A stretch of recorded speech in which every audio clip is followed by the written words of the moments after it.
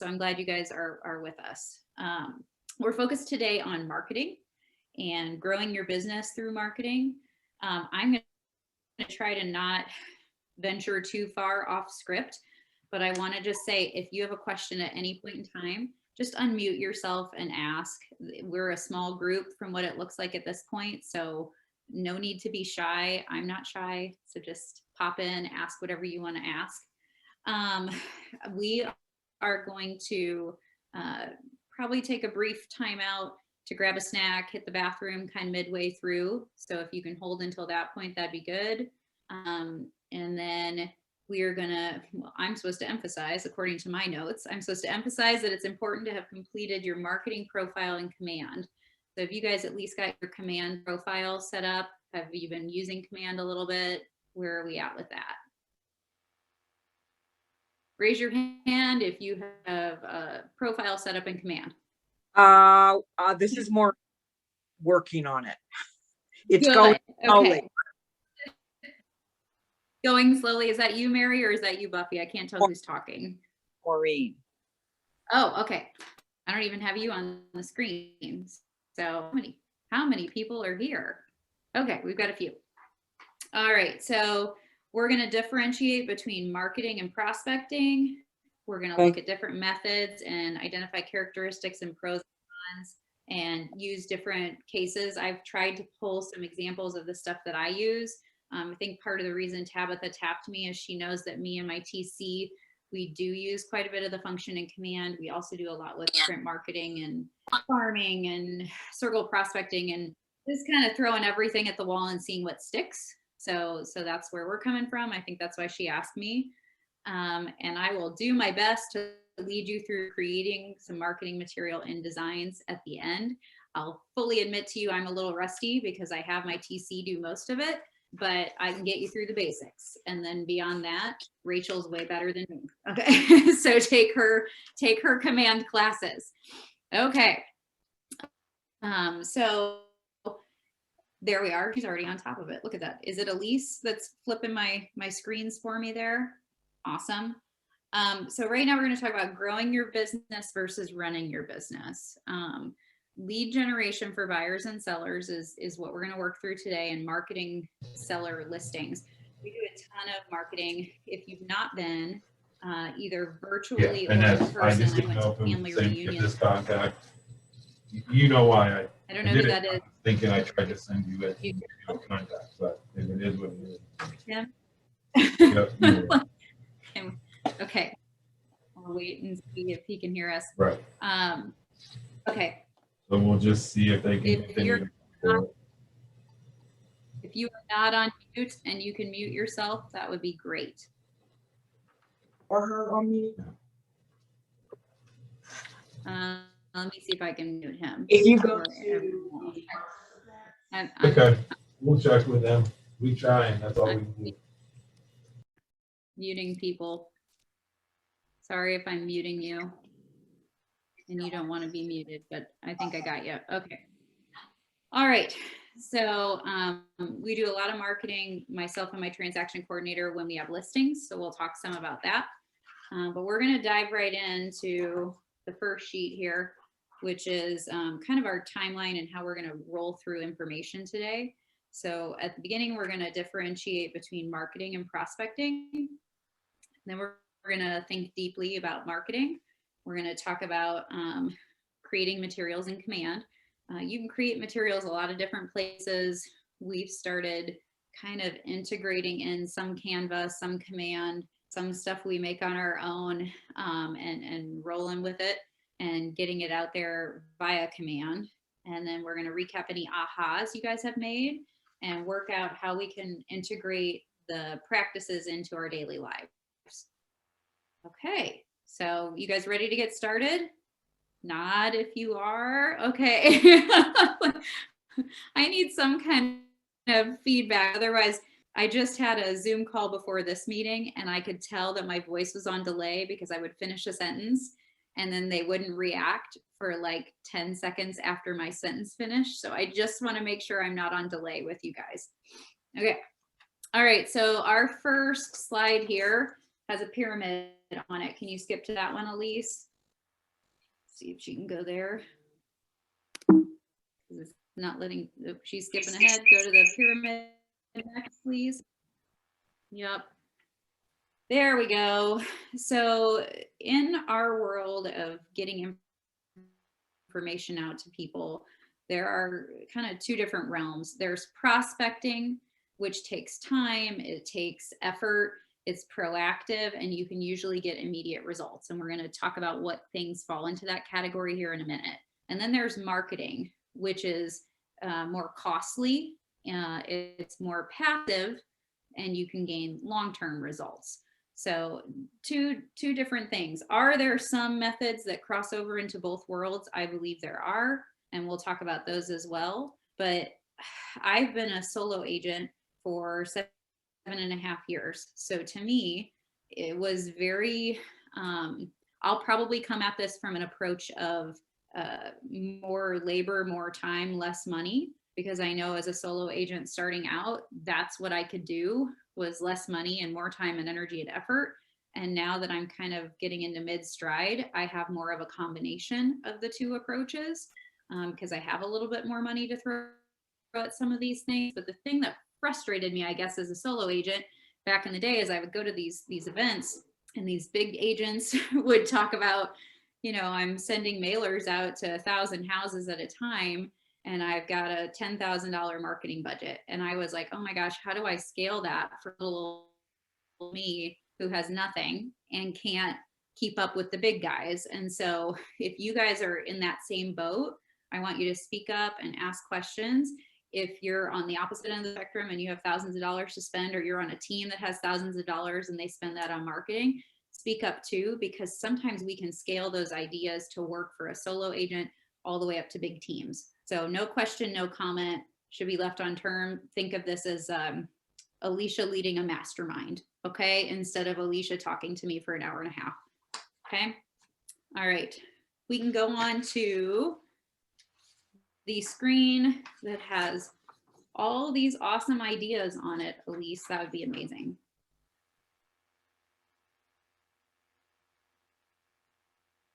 Just waiting for it to click through.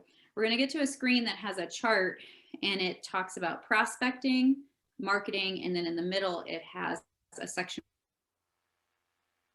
So, you know, obviously there's a lot of different examples of prospecting. And remember, prospecting things are tools that you can use that are more time intensive and proactive, and they do tend to net immediate results. So, oh, there she goes. Next slide.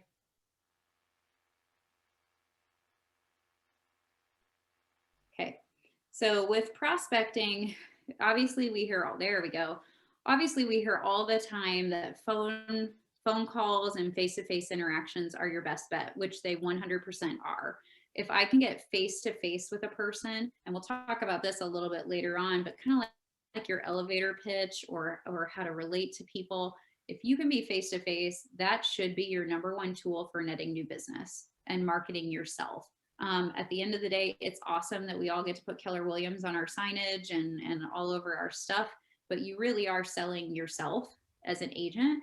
So you want to be sure that your phone calls and your face-to-face interactions are positive, upbeat, energetic, and knowledgeable. I find that by knowing just a few market details, you will know more than the average consumer just by pure force of what we do all day. But if you know your stats, your personal sales stats, if you know stats about the area that you're calling or talking to them about, you're going to set yourself apart as an expert. So those phone conversations and face-to-face interactions, just showing them that you've got the knowledge, it's irreplaceable. Like there's no piece of marketing material I'm going to show you today that can replace you presenting yourself in a professional manner. Okay, so that's #1. Okay, no secret trick in my bag other than coming off as professional, likable, relatable, and someone they could trust with the biggest sale or purchase in most people's lives. The next thing that they've got listed there underneath phone or face-to-face is for sale by owners and expired listings. So I know there's about 1 million different classes you can take right now on how to convert for sale by owners, how to convert expired listings. In our market, expired listings are tough because there just aren't many. You'd have to dig back quite a few years to find some expired listings that haven't sold. And if they haven't sold, they may be things you don't even want to sell because you're scared of them yourself. But at the end of the day, there are good scripts, which Keller Williams provides for sale by owners and expired listings. You can start those conversations with phone calls or face-to-face interactions. I know a good follow-up for those type of interactions is definitely to drop a packet off at their house personally with information about how you would market their home, how you would list their home, how you'd net them top dollar, how you essentially pay for yourself, all the things we already know that a realtor does, because we do pay for ourselves tenfold because we're worth every penny.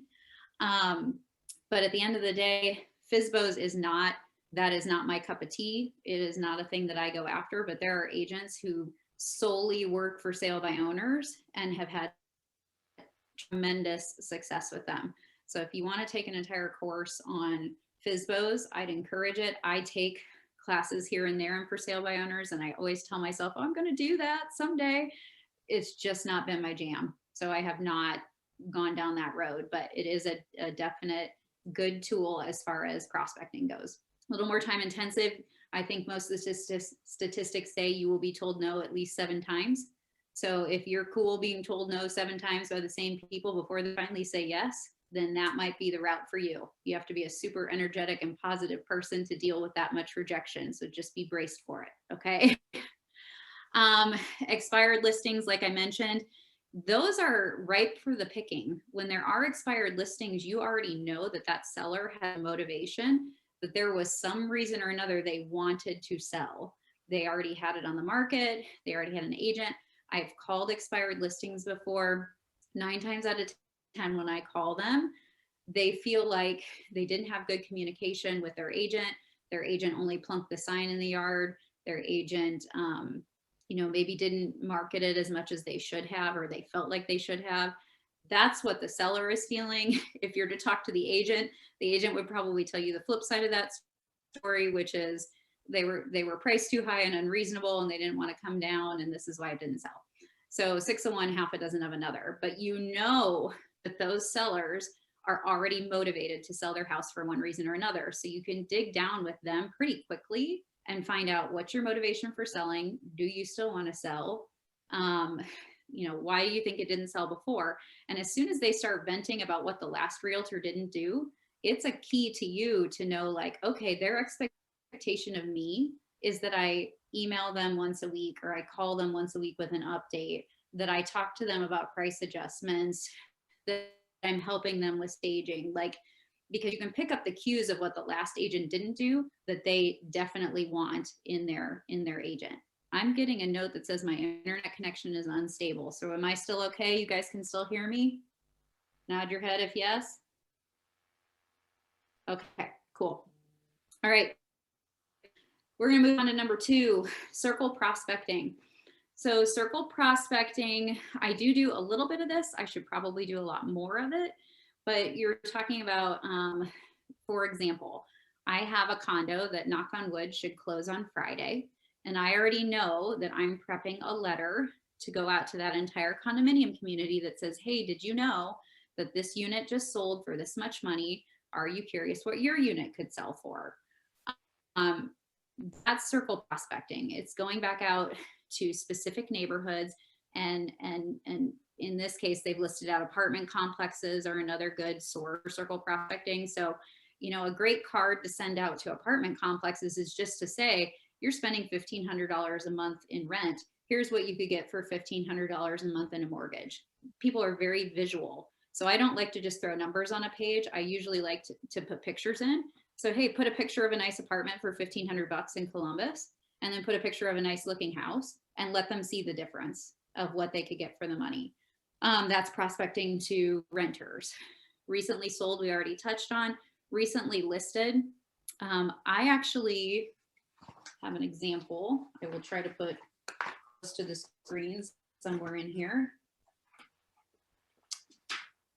Actually, I will pull it up in Command if I can share my screen real quick.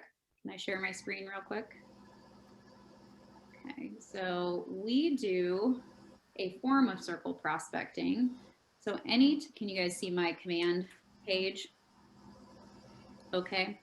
Whenever we have an open house, we circle prospect for the open house.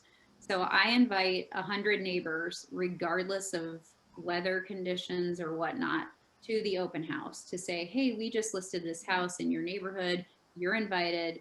Bring a friend that wants to live in the community. I almost always get, sorry, I gotta find it now. I almost always get someone, at least one neighbor of ours, but there are templates. So this is a great example of a template. There are templates in Command you can use to invite people to your open house. So we print the cards out, which I think I see some on my desk. Let me grab one. But we print these cards out and I distribute them about 2 or 3 days prior to the open house. Okay, so I'll unshare my screen now and show you. Okay, so can you guys see so here's like a 1-sheet open house invite. It has tons of pictures of the property. We also use it as the property flyer that goes into the house, but at the top it says in big bold letters, you're invited. Okay, so we want to make sure they know. Here's another example of another open house invite that we did like a half card size. These are awesome because I walk these around the neighborhood and I put them in people's, well, not in people's mailbox because that's a federal offense, put them on people's mailbox just so that they can get an invitation to the open house, okay? But good way to circle prospect neighborhoods to see what other neighbors are thinking about selling their house. The last type of circle prospecting I have tried, which is not really on this sheet, I have had buyers, and in our market, we all have buyers and we don't have enough houses to show them. So what I have done with the help of my title company, or any search function that maybe you have access to, I had a client who wanted to live in Clintonville, for example. He was super well qualified. So I went to him and I said, hey, Eric, can I send your pre-approval letter out along with a heartfelt letter to a bunch of different houses in Clintonville that meet your search criteria? Because my title company pulled all the 3-bedroom, 2-bath houses in Clintonville that were, had been owned for eight or more years, people who were likely to sell their house. And so I mailed about 150 letters out. We found him a house that way because it wasn't even on the market yet. So it's another good example of circle prospecting, but again, labor intensive because we're on the prospecting side. Okay. Community outreach. So just last night, I know each of you, if you haven't already found a charity to get plugged in with, or your church, or a school you can volunteer at, I cannot say enough good things about the twofold benefits you get from that. Of course, there's the benefit of work, but there's also just the benefit of doing something really good for your community that has nothing to do with real estate. So if you're not already plugged in with a charity, you should do so. It's another opportunity from a business perspective for people to see you and see you as something more than a realtor trying to sell them a house. I'm going to try to mute whoever's not muted right now, if I can. Okay, I'm going to mute that. There we go. So for example, I'm really plugged in with my church. So I volunteer in the kids ministry area. Anybody coming down there who's new, dropping their kids off in the kids area on Sunday morning, I'm introducing myself to them, getting to know them a little bit, and finding something to relate with them on. Something I can relate with them on. Hey, I've got kids. So do they. Okay, there's number 1. Hey, I live in Westerville. Oh, so do you. There's number 2. So volunteering different places, meeting different people that you have commonalities with is a great way to expand your network and plug more people into your database for regular follow-up. Just so happens that my church group went last night and did a charitable thing. We went and packed lunches for people in Haiti. So I had to meet a whole nother group of people that run an organization called Lifeline out of Westerville, which was just a great opportunity. They don't know I'm a realtor yet. They just know I'm a lady who came to help pack lunches. But if I build that relationship and foster that relationship, 1, it's a great charity I can give back to. 2, I can help advertise their charity on my social media sites, so people can see like, oh my gosh, she's invested in the community. She's invested in helping these different organizations that spread goodwill throughout the world. Honestly, that particular organization did. But I also always pick a local charity. So, every time we close a deal, we make a donation to the Byron Saunders Foundation. So they provide Thanksgiving meals to families in need. So that's something that we're connected with. My client base, my database knows we're connected with them. And they know that, it's not just about me selling houses. It's about, if you're blessing me with your business, I'm going to turn around and bless somebody else with the proceeds from that sale. Okay. So what comes in should go out too. Okay. Key relationships is number 4 on here. Sorry, I have to take a drink because I've talked a bunch. So corporations, I'm going to use an example that I haven't even tapped into yet. Somehow or another, I have a client from my church. I helped him and his wife buy a house. He referred me to one of his coworkers. I helped her and her fiance buy a house. They both referred me to 2 more coworkers from the same place. They're both in contract right now. And then I had another referral from one of them. So I now have 5 people from the same workplace. Does it sound like a good idea for me to maybe go to that workplace and ask them, hey, do you have a corporate relocation situation set up? Do you have anybody that helps your people find their first home? Because they seem to hire a lot of young people that relocate to the area. So if you can build a relationship or a bridge with a certain company, that could be a really good way to prospect for new business, where eventually they're going to call you. So just know that's on my list of things to do, because at some point when you've helped 5 different people from the same company, I feel like I should be able to walk in the door and be like, I'm your real estate girl. Okay. So, and I want to help all your people relocate into Columbus. Builders are a key relationship. I am learning that firsthand. I think we all will in the next couple of years. When we have a housing inventory shortage, builders become our best friend if you've got clients that can afford new construction. So, right now, literally, I got off the phone. I've got people coming up from Georgia this weekend. They have a limited amount of time. They need to look at a certain amount of homes, and they're thinking new construction. So I'm literally just coming up with my lineup of builders and organizing a tour de Columbus via those builders. But builders can be a great source too to send you business. So if you can build a relationship with a couple of the, I can't even think anymore. It's only Wednesday, guys.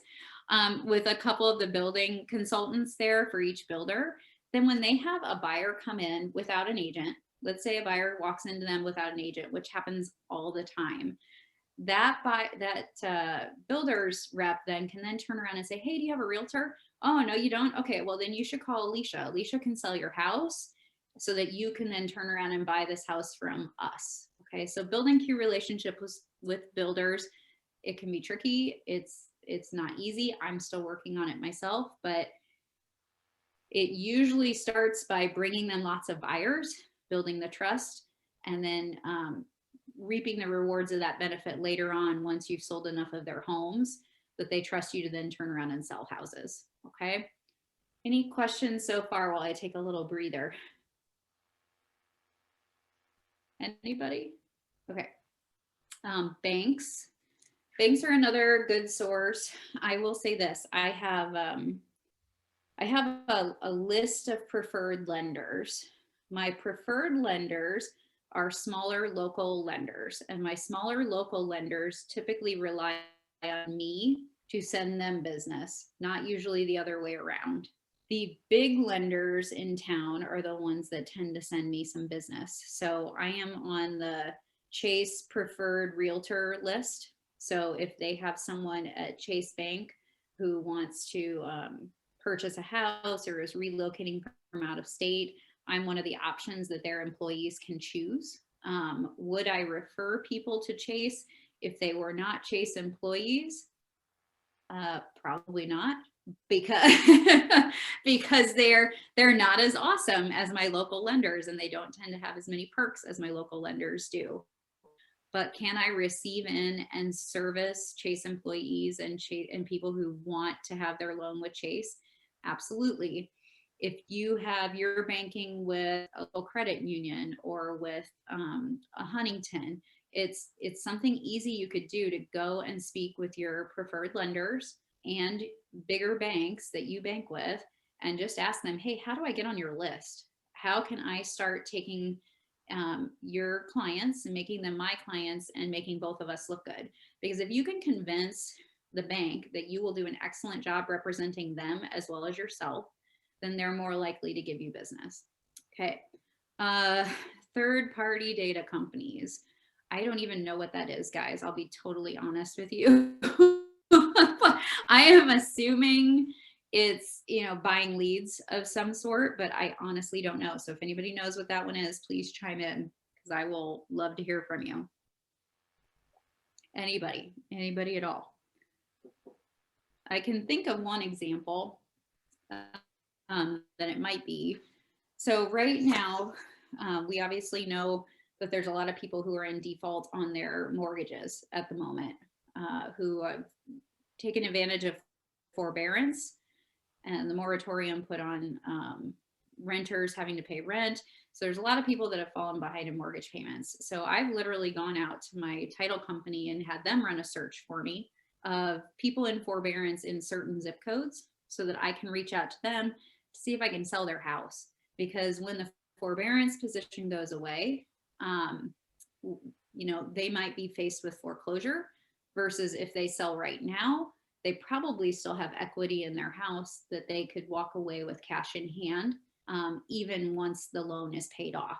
So, buying that information or finding a company like your title company that can pull that information for you is another idea and way to get business.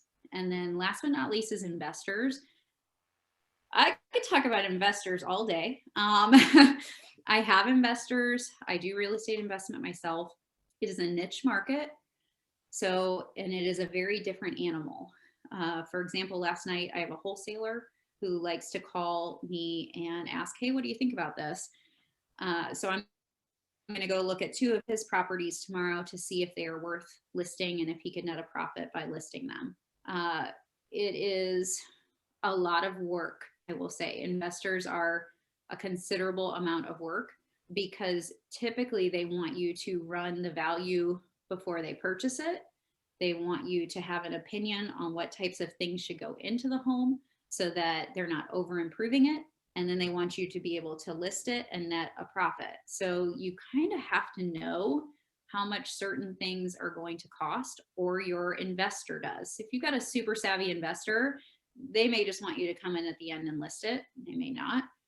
But if you've got investors that know, like, and trust you, a lot of the time they're going to ask you for your opinion on pre-renovation value, post-renovation value, how quickly they need to flip it to turn a profit. Can you connect them with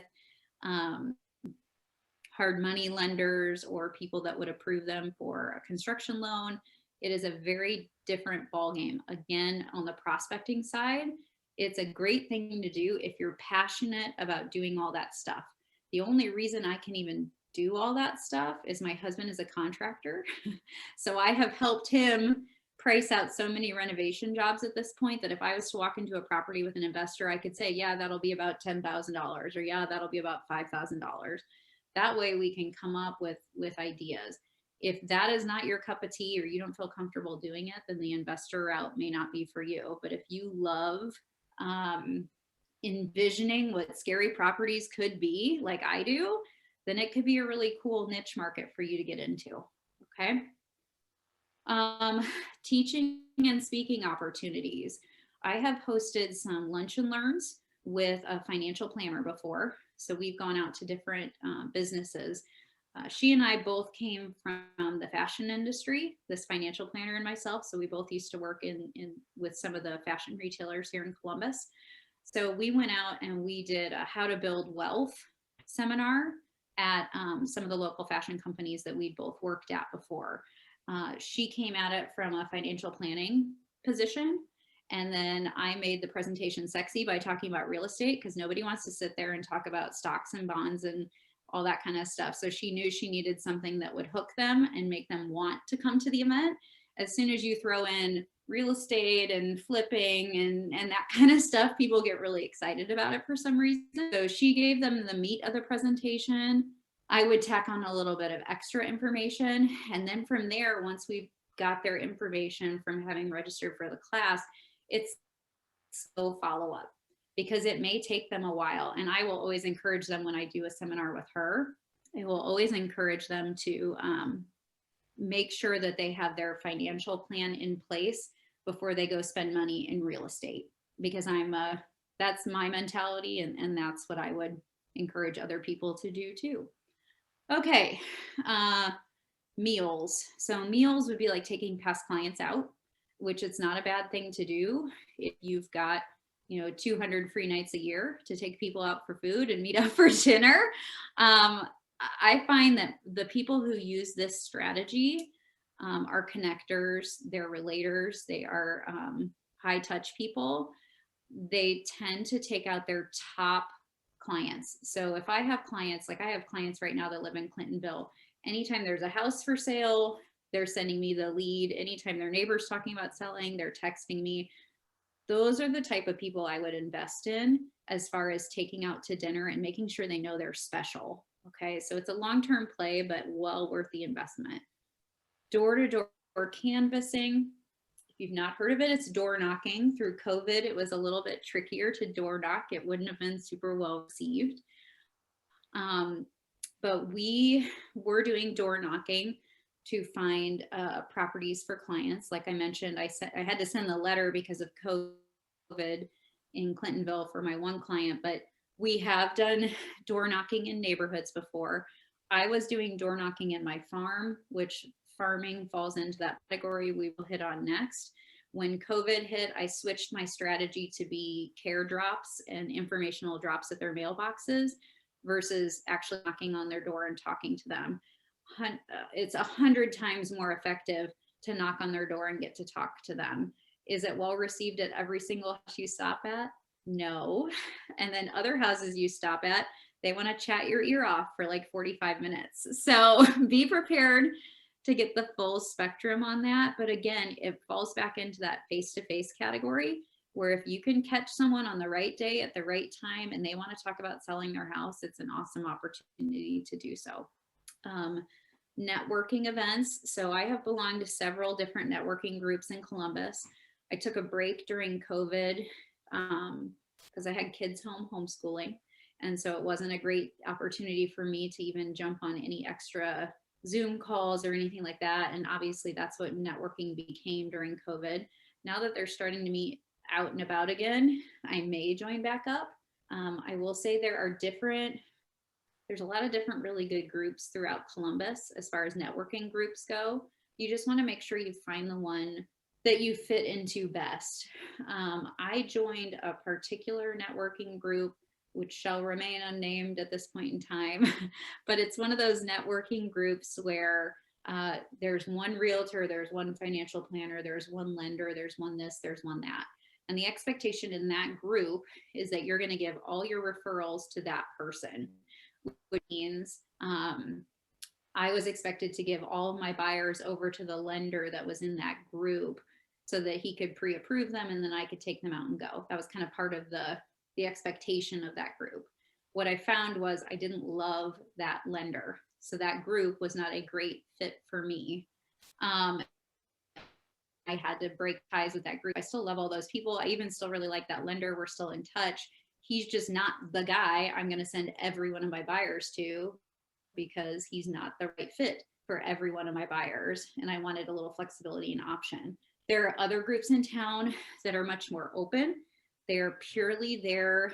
If you think about Blocko or H7, Evolve is a great women's group. If there's women on the call looking for a networking group, I love all those groups. The reason I love them is because you can go, you can network, you can meet a ton of people, and then you can set up one-on-one appointments afterwards to get to know them better and what their needs are. So you just have to find which one fits for you. If you want to lock in because you've got a lender asking you to join a networking group and you love that lender, might be an awesome fit for you.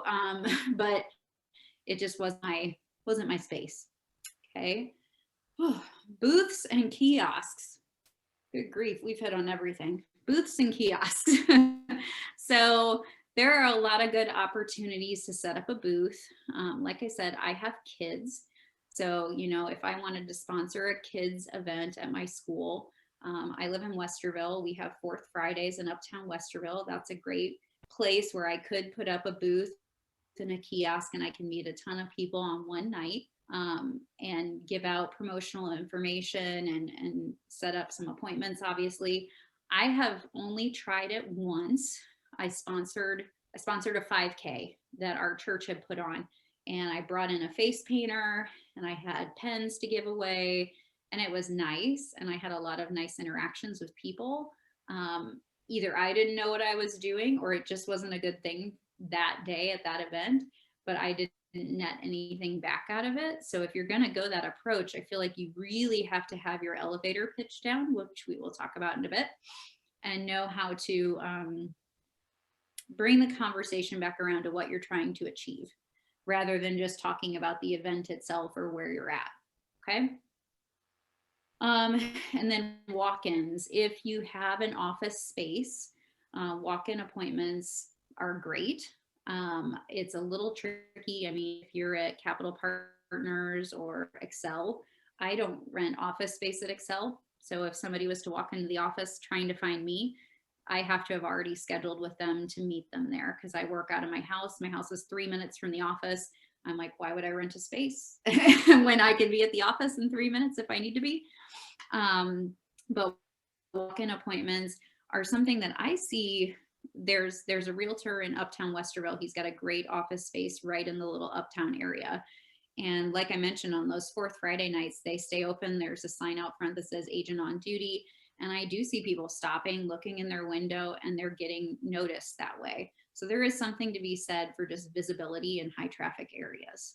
Okay, before we move on to both, does anybody have any additional they should add to that prospecting list, or that they have ideas that they want to share with the group or talk about further with the group? Because I would love to hear them.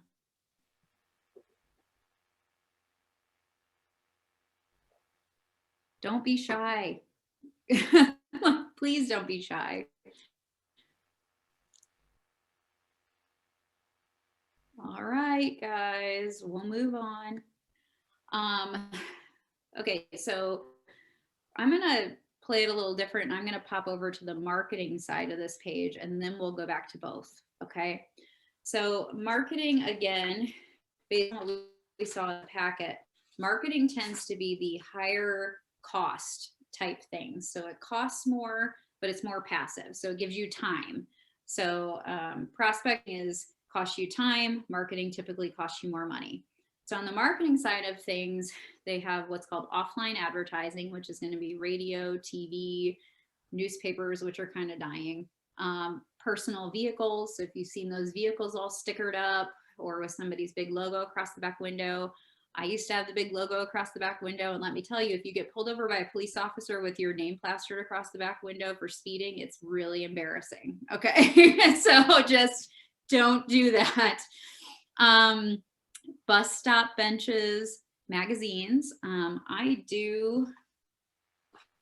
send my clients a magazine every couple months. So I send them the American Lifestyle magazine, which if you guys decide you want to do this, it's like $4 a magazine. And I send it out. It's a nice touch to make sure that my clients are getting something that stays in their house for a little bit. It's too nice of a magazine to just pitch straight in the trash can. So every time I've thought about canceling my subscription to that, I get on the phone with somebody who I've closed business with, and they're like, oh my gosh, I love the magazine. I tried the recipe, or I love the article on how to decorate my den, and blah, blah, blah. So they talk me out of it every time. And so I've just decided to stop thinking about it and keep the American Lifestyle magazine. Billboards are obviously another example. Yellow pages, like taking out an ad in the phone book. Grocery carts. I get a call on a pretty regular basis to put my name on a grocery cart. I've also lately been getting calls where they're wanting to put our faces on the actual checkout kiosks at grocery stores instead of just the carts. So there's a lot of opportunity at the grocery store. Moving vans. I know of an agent, at least one agent in town, who has he has a big team, and he has his own moving truck that his clients can use, and his face is plastered all over the side of it. Kathy Cairo, another Keller Williams agent, she does an amazing job of radio advertising. If we go back to that one, she does what is it? I can't think of her pitch, but essentially, downsize Columbus. That's her tagline. So she's essentially taking empty nesters and helping them downsize. And she does paid radio spots on 104.9 The River radio station here in town. And then she does seminars. So by way of those advertisements that she does on radio, and she does a fantastic job. She also has a voice made for radio. So I think that's why she's been so successful at it. Online advertising, pay-per-click advertising. So some of the stuff that we do in Command, when we create content for Command, we are pushing it over to the campaign side. So if you're running a campaign out of Command, then you are paying per click, because if somebody clicks, I'm capturing on one of my listings, I'm capturing their information, and they're going into my database, and then they're immediately getting put on a drip campaign. But that is pay-per-click advertising. If you're paying for leads on Zillow, that's pay-per-click, because if somebody clicks contact agent, you're paying for that lead. There's lots of pay-per-click options out there. Search engine optimization, or SEO, that would be like boosting your profile so that when somebody searches real estate agent in Westerville, Ohio, you're going to pop to the top in a Google search. There are a million different ways, it's my understanding, to do that. I'm working on it. But everything that I've read and listened to says that if you want to get search engine optimization, you need to be posting regularly to social media. You need to be video, vlogging, blogging, any kind of content you can post online in order to boost your results so that you move on up that scale in Google. There are plenty of companies you can pay so that all of your profiles across all your sites are feeding to the same, I don't know what you want to say. I just paid a company a couple $100 last month because they called me and they're like, did you know that this site says you're this and this site says you're still with this brokerage? And I'm like, oh my gosh, I thought we cleaned that up 2.5 years ago when I moved over to Keller Williams. They're like, no, it's still this. So I was like, okay, here's $200. Go fix all of my social media presence so that it all says KW and it all says Excel and it all says the Godfrey Group. Here's the new marketing stuff. And so that company is fixing it so that if somebody searches Alecia Godfrey, only my KW stuff will come up. So it has a cost to it, but if you want to be found by somebody who's just searching for realtors, then your search engine optimization is important. We touched on social media. The most important thing about social media does not cost much of anything. I honestly probably would have plugged social media over into prospecting, or into both, because obviously it's free for me to sit there and post an Instagram post or put on a Facebook post or put a video up there. If you're doing paid social media marketing, so like when somebody's surfing Facebook, if their search history shows that they've been looking for realtors or looking at houses, if you're high enough in SEO, you might automatically populate into their feed. If you're not, you may want to pay for advertising. So all those things that run along the side of your Facebook post, that's because somebody paid for advertising to target people who are interested in houses. So it's no coincidence that when you're scrolling through Zillow one night, all of a sudden your feed on the right-hand side has a bunch of realtors in it. It's scary, and Big Brother is watching at all times. Okay, so portals. I have no idea what portals is on this online advertising piece. So if anybody knows, feel free to chime in and let me know. I'm just going to talk to you about things that I actually know something about today. Anybody? Anybody at all? Broadcast content creation. So again, like radio segments, TV shows, live social media, and blogs. There is another high profile agent here in town. He does a lot of blogging. He does a lot of video content for both realtors and for consumers, so buyers and sellers. I think he does a really good job of it. You can tell he's super comfortable in front of a video camera and does a very good job with it, very confident in what he's projecting out there. So if you're going to do that stuff, project confidence, and it does get easier over time to do that. I, believe it or not, even if you follow me on social media, I hate having my picture taken. I hate being on video. Like, absolutely hate it. But I think I realized about 5 years ago that if I wanted to do this, that I had to get past what I hated doing. And if people were going to get to know me as a person in a short amount of time, that was the fastest way for me to do it, because I may have several thousand friends on Facebook, but if they don't know anything about me, then I'm nothing more than somebody over in their friend list. So quick videos, letting them understand a little bit about your day-to-day life in real estate as well as outside of real estate goes a very, very long way. So make videos, short end of that story. Direct mail marketing. So I mentioned to you that I have a farm that I deliver things to. So I could direct mail. Let me see if I can find one. So like with my farm, my geographic farm, I have 2 neighborhoods, about 400 houses that I send things to. And a farm is a long-term strategy. So don't expect to deliver like 2 or 3 things and all of a sudden have listings. I've been at this for over a year, and I've been at it a year and a half now. And I have had 1 listing, and I'm working on a second, but it is not a get rich quick ploy. It is a long build. But what my last coach told me to do, she said, if you're super serious about a farm, get something in their hands every 2 weeks. So 24 drops a year is what I target with my farm. And what I realized through COVID was people were lonely and they were missing personal interaction. So instead of mailing postcards like this that tell you how to get your house ready to list, or mailing out neighborhood stats like this that tell you how to, what the sales are like in your neighborhood, what I started doing during COVID is I walked them around my 2 neighborhoods. They had mailboxes in the spring and summertime. It was awesome because everybody was outside playing, taking in the fresh air. I got to meet people that way. It was much more personal, and it saved me a boatload in postage. Okay. So the postage is what costs so much on the postcards. The postcards, I get 400 of these for $40.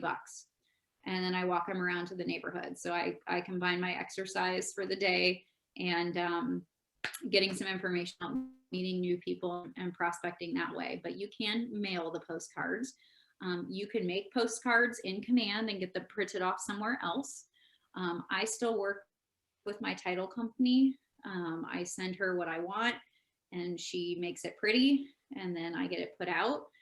We'll talk a little bit about branding later on. This past year for me has been all about branding with my own logos and things, which was a far cry from, we'll get into that later, but yeah, branding, lots of it. We do special events cards. So for my clients, I do a client appreciation event. We just did our first one in January of this year. It was a full day because I had to cycle minimal amounts of people through my house all day long to keep the numbers down for COVID. This summer, we're hoping to do one where I can have everybody over at the same time and do an outdoor cookout type event. But when we do those events, we are sending a card. We're posting it to our past client social, like our Facebook group, past client Facebook group. We're sending out an email. We're making personal calls. So just if you host an event of some sort, it doesn't have to cost a fortune, but I've sat through quite a few great classes from KW agents where their entire marketing plan is just events. literally, if they touch their past client 2 to 3 times a year, most of what they're touching them about is about an event that's coming up. So it's coming from a place of giving and contribution rather than calling them and being like, hey, do you know anybody who wants to sell a house? I can call my clients and be like, hey, I'm hosting an outdoor movie night at my house in August. Really want you to come. You're going to get an email. You're going to get a postcard. You're going to get this. You're going to get that. Please respond. Let us know if you're going to make it so we can plan on food and blah, blah, blah, blah, blah. So it's a party invite instead of me just constantly being like, hey, I'm still a realtor. Do you want to sell your house? If you're calling them and inviting them to stuff, they know you're still a realtor and you will be top of mind for them. So it's something newer to me and my transaction coordinator that we're trying. Obviously, being a solo agent, I have to keep that cost down. My Christmas one, holiday one that we did in January, I bought everybody a bottle of like really fancy looking grape juice, looks like a bottle of wine, threw some chocolates, some mints in, had 3 custom chocolates made up, gave them a Christmas ornament thing as their little gift. And that was probably $8 per gift. And then I went to Costco and bought a whole bunch of food. That whole event probably cost me $800 for several hundred people. Okay. So as far as low cost investment with a high net return, I am still getting thank yous and, oh, thanks for the invite. I'm sorry we couldn't make it. We were still being cautious because of COVID. I'm still getting all of that even several months later. So sorry to get on a tangent, but that just sparked that for me. Just sold, just listed cards. A lot of times if you're working with a title company, they will create just listed and just sold cards for you for nothing or next to nothing because they can co-brand and co-market with you.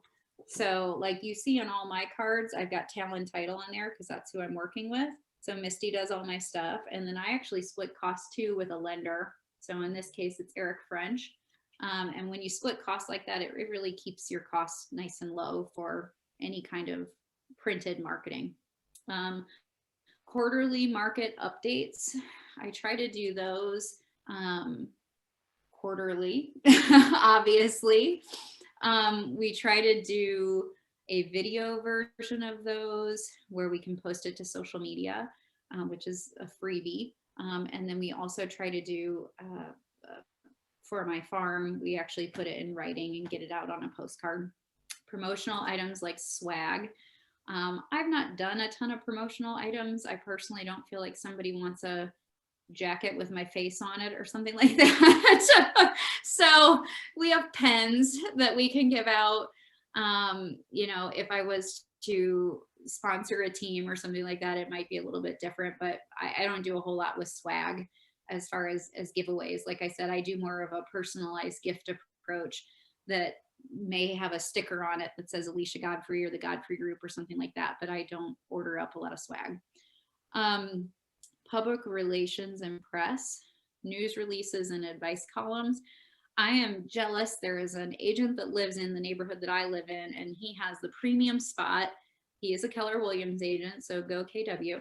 But he has the premium spot in the magazine where that's published out to the community that I live in. So a lot of the communities that are golf course communities in town, they actually publish a magazine to their homeowners.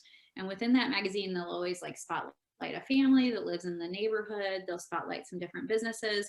There's almost always a realtor slot in those magazines to write an article about what's going on with the housing market or what's going on in that neighborhood, specifically with the housing market, how to prep your house for sale. So this particular agent, he does a great job of writing his little, post, and he does have a fair chunk of listings in our neighborhood. I cannot help but think that is because 1, he lives here, and 2, he has that ability to write that advice column that people are seeing I think they get it quarterly. So anyhow.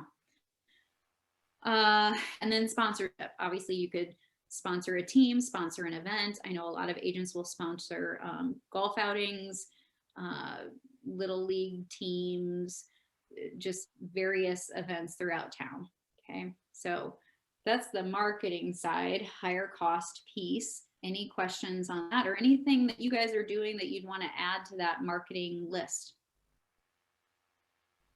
You guys are so quiet. It's killing me. I gotta drink a boatload of water. Anything? Okay. Okay, we'll quickly hit on both, the both category. We've already touched on farming, geographic and demographic. So, um, you know, when I sat and thought about that, my farm is geographic. I knew, so I live in Highland Lakes in Westerville. I live in Highland Lakes South. Highland Lakes is huge. And I knew I didn't have the money to target the thousands and thousands of houses in Highland Lakes. So I sat and I thought to myself and I said, okay, what type of houses do I want to sell? Who are my people that I'm comfortable presenting to? And I decided I was going to market to the two opening price point sections of Highland Lakes. So within Highland Lakes, you've got condominiums, you've got kind of like starter homes, which are still more expensive than what a starter home should probably be. And then you've got your upper middle echelon of houses that are 500,000 and up. And then you've got true luxury in parts over by the country club that are $1 million plus homes. I am not a $1 million plus girl. I didn't want to spend all my time trying to convince high-end clients to use me. I wanted to go with people that I could relate to, and I can relate to the people in their first time homes because their kids go to school with my kids and I see them at the bus stop and I'm comfortable walking around their section of the neighborhood with my puppies or riding my bike through there. So I hit geographic and demographic and I said, okay, I'm going to go for the people who are in the starter homes because those people in the starter homes, they're one of two categories. They either bought them when their kids were little and now their kids are huge and they've outgrown their house, or they were the original owners, which there's quite a few of those, who are thinking about downsizing to something smaller or moving out of state.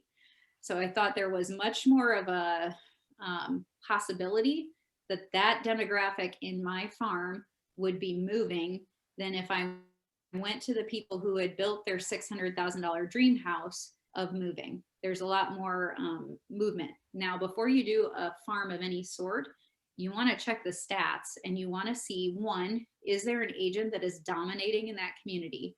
So I ran a sold search in the MLS for the last couple years. And I said, you know what, if somebody's got 15 to 20% of the listings in those two places, well, then I probably shouldn't waste my time and money in those areas. Not that it's a total waste, but, and if I do go after it, knowing they already have that much of a market share, then I just have to know that my time spent and money spent may be a little bit longer in order to earn the market share.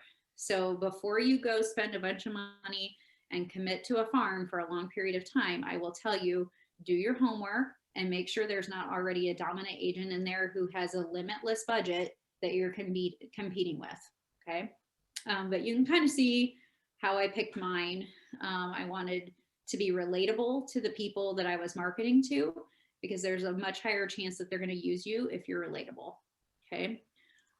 Events, we already touched on this a little bit with the client appreciation events there at number 4. Contests, I'm getting ready to do a contest right now.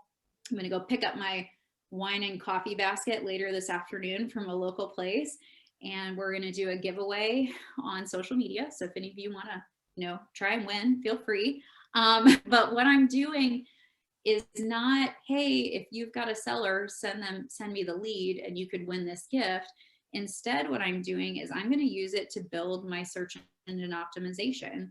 I want to build pages on my website that are specific to areas around Columbus. Okay, so if somebody is searching for stuff to do in Westerville, Ohio, I'm going to have the best page I can possibly build with stuff to do in Westerville, Ohio.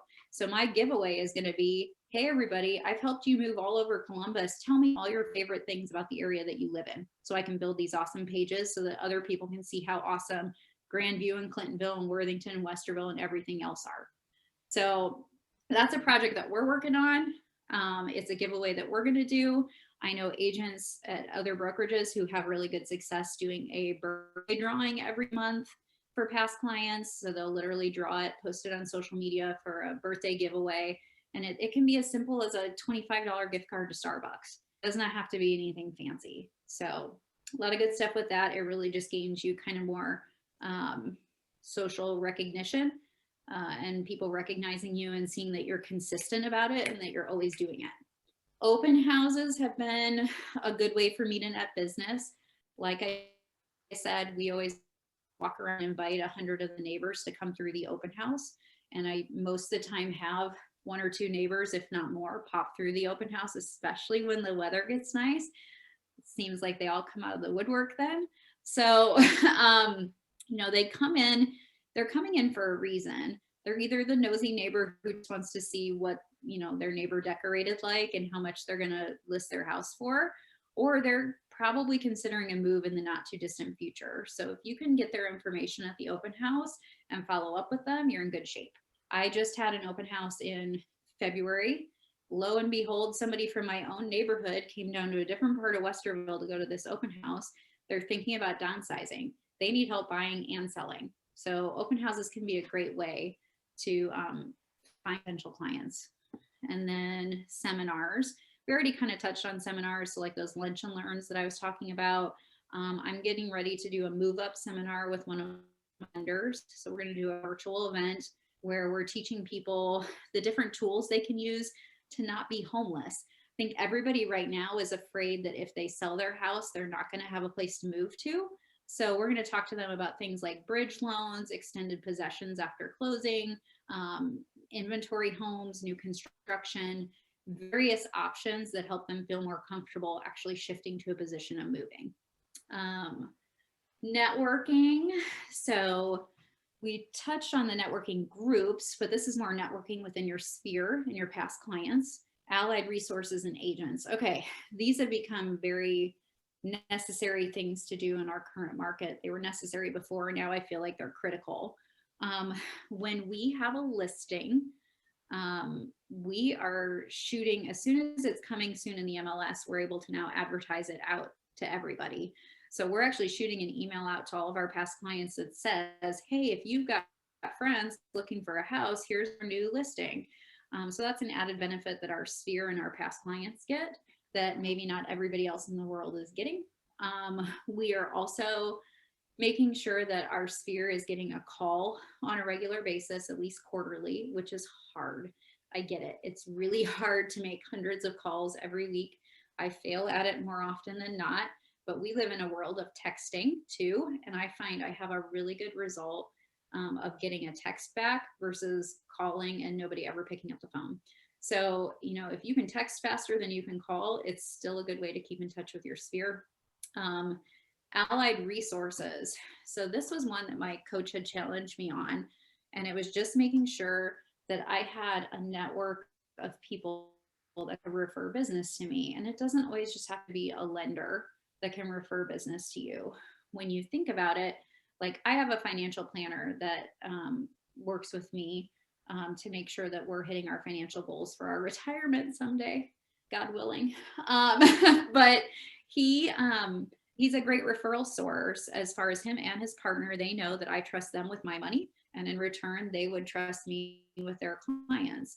We've built that relationship. So if you can form other relationships with, you know, maybe your painter sends you referrals, maybe your flooring guy sends you referrals. Contractors are a great source of referrals. In the professional sector, you've got financial planners. I helped my dentist find a house, so now my dentist refers other people who he knows from dental school or doctors. Like there's a lot of different ways to form allied resources with people, and it really becomes kind of like your own referral network.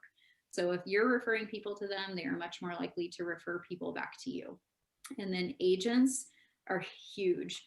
So right now, when there are no houses on the market, I'll tell you firsthand, like I've got a bunch of people who really like Colonial Hills in Worthington at the moment.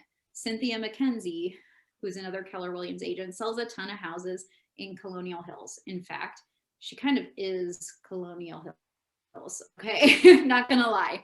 So if I know that I have a client looking in Colonial Hills, I will call Cynthia's team and just say, hey, I got people looking. Do you guys have anything coming soon? And, you know, within legal boundaries, they can give me the parameters of, yeah, we've got stuff coming. Here's what we're thinking. it's always good to start with who is selling the most in that area and work your way out from there. But, you know, a couple weeks ago, I had a listing and we had a ton of multiple offers on it. But every agent I called to say, hey, you didn't win, I had a good conversation with them about, you didn't win this one, but I have X, Y, and Z coming that might fit your, you know, fit your client's needs. Hey, do you have anything coming? It's important to keep those lines of communication open with your fellow agents, and be on good terms. We're not, I think we get caught up in the mindset that we're in competition with each other. We have to change our mindset and think they're my allied resource too, because they are. You never know when you're going to work with that person. So it's just best to always keep a professional, positive experience with each agent. Okay. And then last but not least, the purchased category, referral networks, like we talked about. I belong to the paid referral network where you're kind of hooked into one person for each role. There's advertising networks. I don't even know what example I could give for that. And clientele. I'm thinking this all falls into the purchased leads bucket. So if you're paying for leads, I would assume that it's all going to fall into that. Okay. Before Elise moves on to the next page, what are you guys thinking? Anything, any questions, anything we didn't hit on that you would want to add? Anybody? Don't be shy. Okay. At this point, we're going to take a minute and I want you to head to the restroom if you need to. But while you're doing that, Elise, can you throw up the page that says Marketing Mastermind? It has like a red circle. It says Marketing Mastermind. There are some questions on that page that I want you to think through over the next 2 or 3 minutes. And then I want open conversation. So I want everybody's microphones turned back on as long as you're in a quiet space. And I want you guys to talk about this stuff. So take 2 minutes. Let's come back to our computers at 10 after. It'll give you time to talk through, to think through these different little questions that she's going to throw up on the screen. Elise, can you do that for us?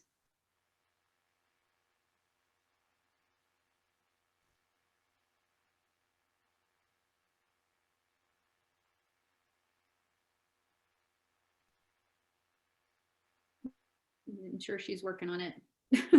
I can give you guys the first question. How do you know where the customer is and how do you meet them there? So that's a thought-provoking one. So think about that. We'll talk about that when we come back.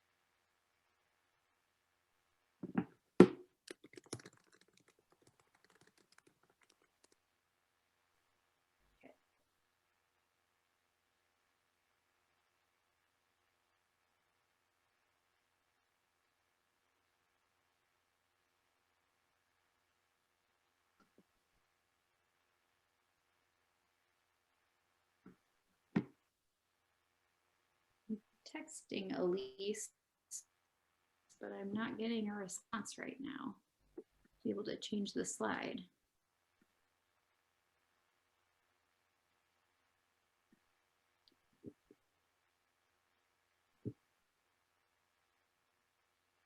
Okay. Well, we're just going to roll ahead. So I can't get this slide changed at the moment. So the question that we posed was, how do you know where the customer is and how do you meet them there? So what I did is I sat down and I thought about, well, where am I? Where are my people? Who am I running into on a regular basis? And how can I convert them to be my clients? So I want to hear from a few of you as far as where are you meeting people? Doesn't have to be where are you meeting clients? Where are you meeting people? How are you, where are you out and about at during the week?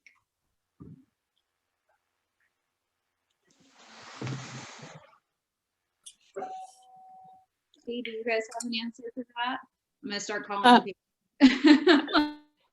Hey, this is Cinnamon. I guess I can answer that for myself at least.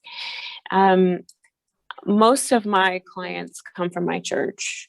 I used to work there, so I still maintain relationships with those who work there, but also my daughter is in school there.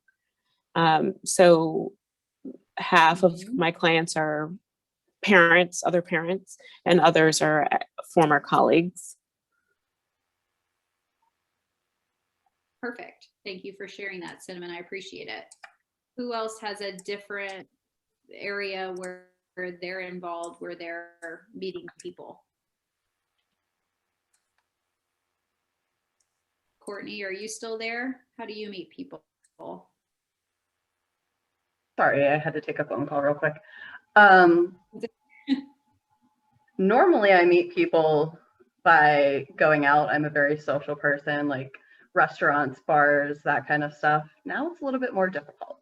I'm still a newer agent. I started in January. So I'm kind of working on that aspect of meeting people. I'm currently like reaching out to my sphere and those kind of making connections through that right now. Yep.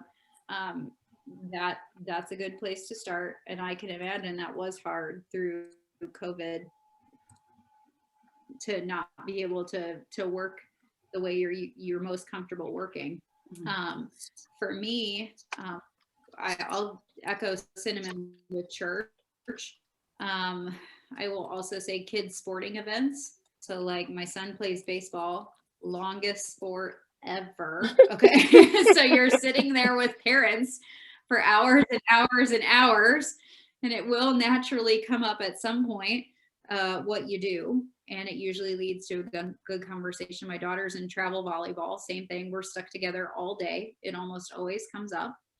I used to be a runner. I'm trying to get back into it, but there's some running clubs in Columbus. So if you want to, join a CrossFit team, group and meet a bunch of people that way, or join a running club or a cycling club, great way to meet people and talk for a long period of time. I mentioned the charitable foundation. We were packing food for Thanksgiving meals last year, and I had great conversations just with the people I was packing food with. Kids' schools. So my son struggles in school, so I took it upon myself to volunteer at the school once a week when he was in 3rd and 4th grade. And so I would go in and help other kids with math or science, because I knew he was being helped by the school. So it was a way to give back and also not be his teacher. But a way for people to see my face at the school, so think outside the box. Think, where am I going on a regular basis? If you love to hike, maybe there's some kind of outdoors group you could get together with. Meetup is a really cool place. If you use Meetup to meet like-minded groups of individuals who are into similar hobbies and interests. So check those places out. The next question, how do you communicate your value proposition? So it was posed to me, your value proposition is like your 30-second sales pitch, your elevator pitch. So for me, when I meet somebody, I don't want to sound like a canned ad. I want to sound natural and authentic. But I do have something I always say, which is I help people buy and sell real estate so that they can make sure their family is in a property that suits their long and short-term goals. So, if they ask, well, what does that mean? I can expand on it, but they know I sell real estate. I don't need to hard hit them with a hard sales pitch. As soon as you open the door, real estate is something of interest to so many people that usually it invokes some questions. But how are you guys communicating your value proposition? If you only have a split second to do it, you've got a quick opportunity. What are you saying that gets people intrigued enough to talk to you more about real estate? Alecia, I don't know if you can hear me. Yep. I also talk about staging with the real estate. I'm a newer agent. I just started in the fall. I'm on the Van Workum team. And I do a lot of staging too for Sue, and some of my clients are very interested in that. So that's a lead-in too. Perfect. And that is one of those sexy, exciting things about real estate.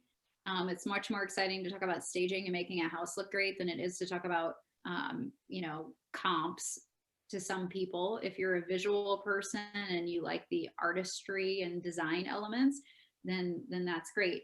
I personally, I came from a design background. So I mentioned that I worked in fashion before. So it's good to also be able to flex between the two. So like she was saying, you know, if you know you're talking to somebody who likes the pretty things and likes visuals, well, then maybe you're going to talk about staging and marketing and professional photography and all the cool things that you offer as a benefit. And if you're talking to an analytical person, well, then they're going to love the numbers and the comps. So you need to be able to gauge which person you're speaking with so that you can kind of morph your pitch to them on the fly. So if you're not comfortable doing that yet, make sure you're practicing like, well, what would I say to an analytical and what would I say to more of a creative? And those are the two pockets that I kind of generically bucket people into. And it's worked so far. It does help me relate to different types. The next question is, how can you come from contribution or connect in a meaningful way? What do you guys think? When you're talking to a person, how do you come, and I know Keller Williams uses this a lot, how do you come from contribution? That just means how do you make them feel like you're giving them something every time you're talking to them? For those of you that have taken BOLD, which if you haven't, BOLD is really good too. They taught something kind of interesting, and I didn't realize I'd already been doing it before I took the class, but they gave it a nice little acronym so that it was easy to remember. So FORD, the word FORD, F for family, O for occupation, R for recreation, and D is for dreams. So if you're talking to a person, you can kind of naturally progress through a conversation, asking them, hey, how's your family doing? Oh, they're doing okay, great. You know, what's work like? They're going to talk to you about their job. Oh, it stinks right now. I'm thinking about switching jobs, blah, blah, blah. Or no, it's great. I just got a promotion. Oh, you just got a promotion? Really? Well, what are you gonna do next? And then talk to them about, okay, with recreation, do you guys have any travel plans coming up? What's exciting to you? I saw your latest pictures where you guys were in Hawaii on social media. That looked like so much fun. Did you enjoy it? And then you work around to dreams. Hey, what's your next step? Do you guys like where you're at right now? Are you interested in potentially looking at something, you know, different? I know that you mentioned before you were curious about vacation homes or a lake house. So you can kind of naturally proceed through a conversation just by asking about those 4 topics. And if you're asking them questions and you're listening, truly listening to their responses, they are going to feel like you came from a place of contribution and that you had an actual meaningful conversation because you're asking and you're listening and you're engaging. When you call, it shouldn't just be like a, hey, just calling to check how you doing. This is a great scripting. Without scripting, it's a great way to script a conversation, to just ask through those 4 questions that will lead to other questions. That way they're not getting a scripted call from you that's like, hi, this is Alecia Godfrey from Keller Williams Excel Realty. I was just calling to check in and make sure you're still okay in your house. Nobody wants to get that call, okay? Like nobody at all wants to get that call. So this is a much more personal way, and I have used that method from BOLD. I think it's a good way to build the conversation and make sure that you are connecting with them on each of the facets of their life. You're talking about family, occupation, recreation, and dreams. So future goals. If you hit on those 4 topics, you're pretty much hitting on everything. What are other tricks or ways that you guys are finding ways to bond or connect with your clients?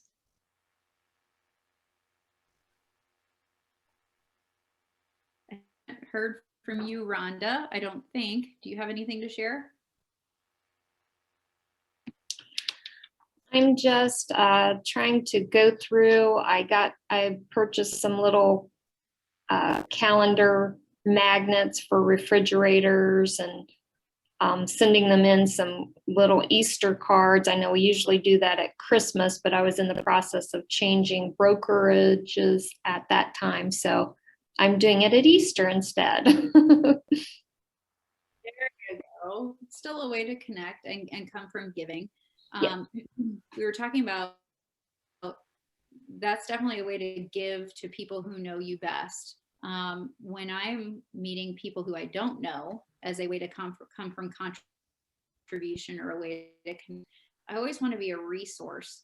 So if I'm at an open house and a neighbor stops by and I know they're not really interested in selling their house, but they're really loving the flooring in the house that we're standing in. They're like, oh my gosh, I love this floor. I will literally say to them, hey, I've got a great flooring guy in Delaware. Do you want his information? Like just making sure that you're always coming from a place of giving them something instead of saying, oh, that, yeah, it is really pretty, you know, like just being a resource so that, you know, and 9 times out of 10, they will take whatever you are trying to give to them. That's what I have found, at least. I don't know if anybody's had a different experience. The next question we have here, thank you for sharing, Rhonda. The next question that we have here is, how important do you think branding and aesthetic consistency is in your marketing, and how do you achieve it? So I switched from a mom and pop brokerage in 2019 to Keller Williams in February. And I hadn't really had a lot of branding at my old brokerage because it was a mom and pop brokerage. And so I used all of his signage, which said his brokerage name on it, didn't have my face or anything else on it. We didn't do a lot of print marketing. I was just starting to get bigger into the social media stuff on my own because he gave us the freedom to do kind of whatever we wanted to do within reason. But when I switched over to Keller Williams, I wanted to capitalize on the fact that, hey, I work for Keller Williams now. It has great brand recognition in and of itself. So all of 2019 was me branding my stuff with Keller Williams stuff. And that was a step in the right direction for me. But then this past year, we took the time and we created the Godfrey Group logo. So I put that, I'll try and put it up on the computer here. See these little hands with the house and the Godfrey Group on it? That's my logo that we put on absolutely everything now. It's on my signage. Obviously, KW goes on everything too, for legal purposes. But we put that on everything. So the Godfrey Group is big on my sign. My same headshot goes on everything. We put the Godfrey Group logo and KW Excel Realty on anything we're putting on social media. We put it on all of our print work. It goes on that magazine that goes out to my clients.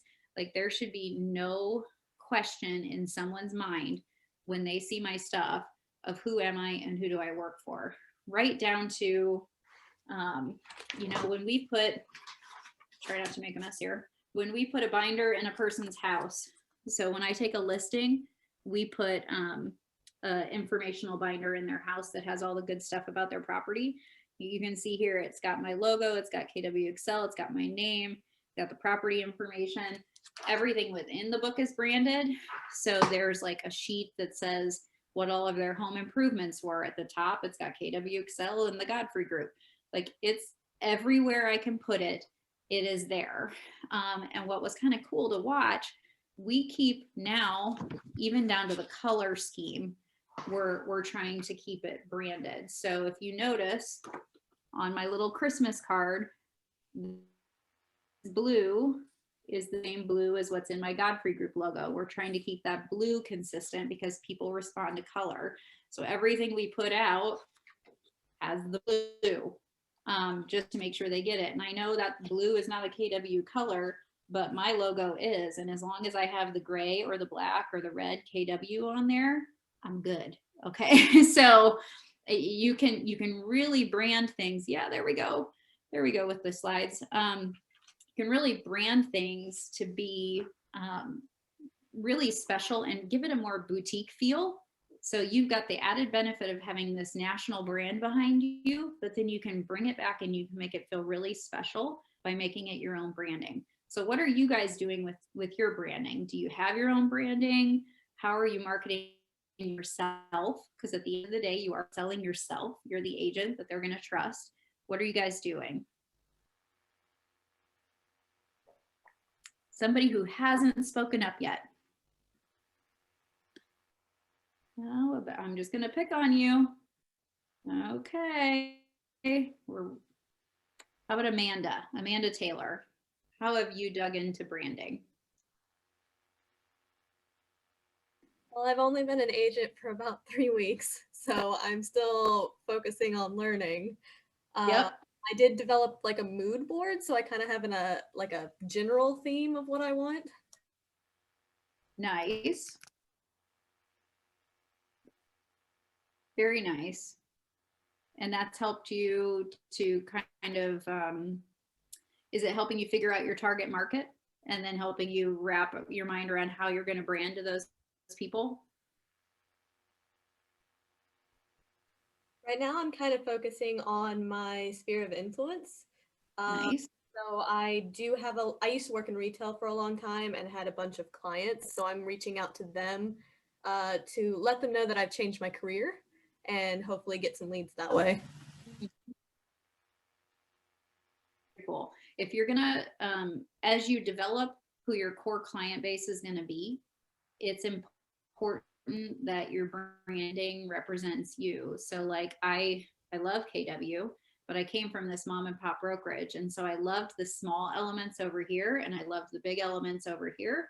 So when we created our branding and we kind of created our buyer and seller approach and how we treat people and kind of our process of how we walk them through the whole buying or selling transaction, we wanted to make sure it felt really personal. And as soon as I started talking like that, I started talking to the guy that created my little logo. And I was like, yes, that. So, you know, if you want to be, you know, a real estate shark, then maybe your branding has to be sharper and crisper and more aggressive.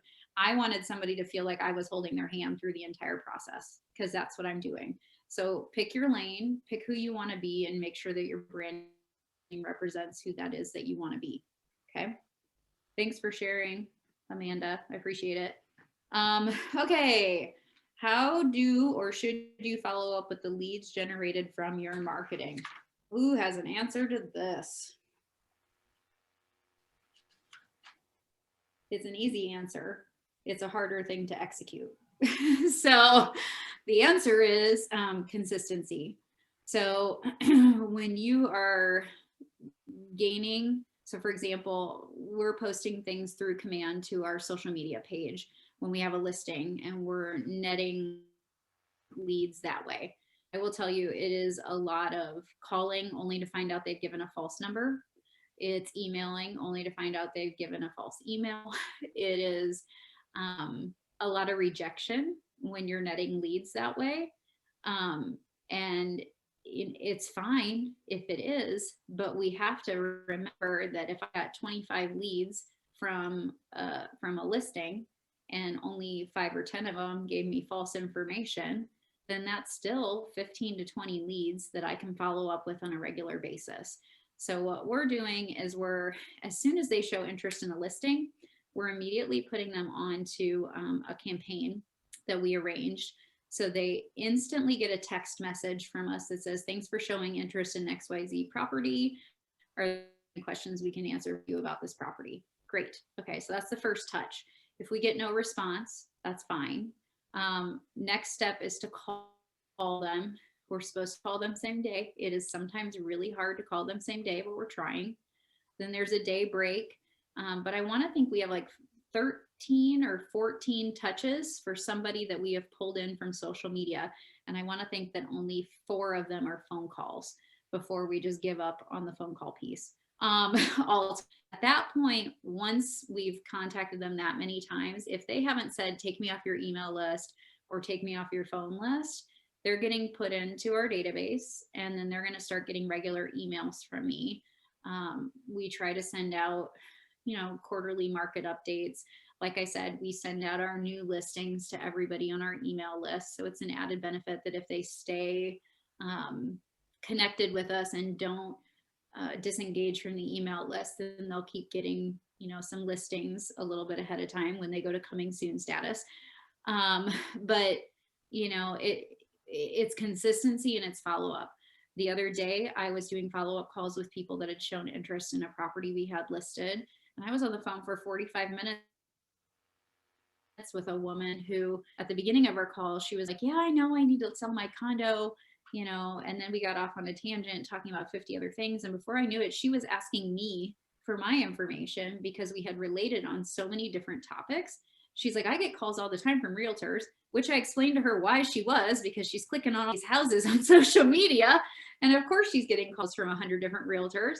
As soon as you explain to them that they need to stop clicking on those or they're going to keep getting harassed, they're already thinking you're one of their friends because you are a good guy for helping them stop the phone calls.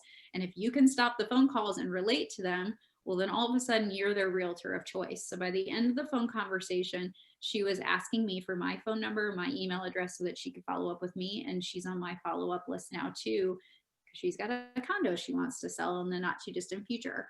So it's a lot of follow-up if they're leads generated from marketing. One of the really good places where I've seen some decent success, I have a listing right now that came purely from other people tagging me on group pages. So the Facebook groups, it's free of charge. You know, there's 100 people jumping on there going, I'm thinking about listing my house. Who should I call? Or we're thinking about buying a house. Who should I call? And then all these people jump on and they're tagging their realtor. Well, I have some super fans at this point who are awesome, and they go in and they tag me on a regular basis. And then I send them a Facebook Messenger, you know, message, and I don't make it salesy. I just say, hey, I was tagged, you know, because my clients have become like super fans and they're awesome. And so I'd love to talk to you and get you situated here in Columbus. Let me know if we can talk in the next couple days. The consultation I just finished up before I got onto this call with you guys was because my admin tagged me in a post and I reached out to that particular person. So, you know, it's about speed. So making sure you're following up with them quickly. So she tagged me. She immediately texted me and said, hey, I tagged you. You need to message this person right away. You don't always get that luxury. But, you know, if you've got a couple of super fans, and super fans can be your mom, your dad, your aunt, your uncle, whoever it is on social media, just have them tag you constantly, because you're tagged 3 or 4 times in one comment chain, you're hard not to notice. Okay. But it is about speed of follow-up. Oh, okay. Can we go to the next slide, Elise? Pretty please. I think the next section is going to get into the demo for Designs in Command. And I see that Agent Services is on here, and she's way more qualified to talk about this stuff than I am. She's probably going to laugh at me trying to create my Design in Command, but I will attempt to do so anyway. So, Alecia, can I ask you a quick question? Yeah. When we were talking about following up with leads, I met a couple of people at an open house that I did, and I had conversations with them through a phone conversation, nice conversations that they said they were thinking about listing their home in the spring. So I did, I sent a Christmas card, a holiday card rather. I've also sent emails. I did a few phone calls and I got 0 feedback.